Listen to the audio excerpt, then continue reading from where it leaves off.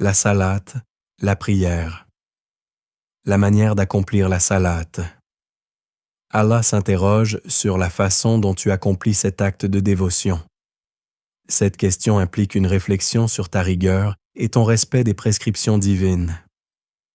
Cependant, Allah ne se limite pas à évaluer l'acte en surface. Il va plus loin et pose une question fondamentale. Pourquoi décides-tu d'accomplir la salate?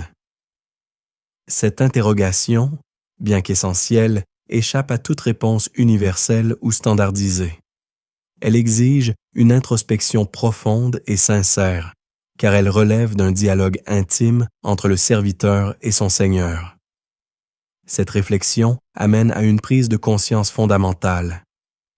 Accomplir la salate, c'est avant tout exécuter les ordres de son Seigneur. La salate, un acte d'obéissance.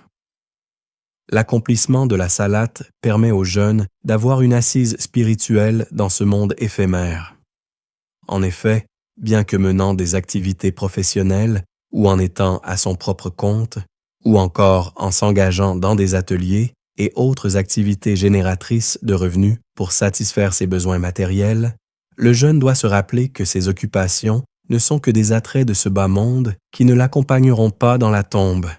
Cependant, celui qui travaille avec droiture, qui rémunère équitablement ses ouvriers, qui s'acquitte fidèlement des responsabilités qui lui sont confiées et qui, dans toutes ses activités, agit selon les préceptes divins, récolte des bienfaits durables.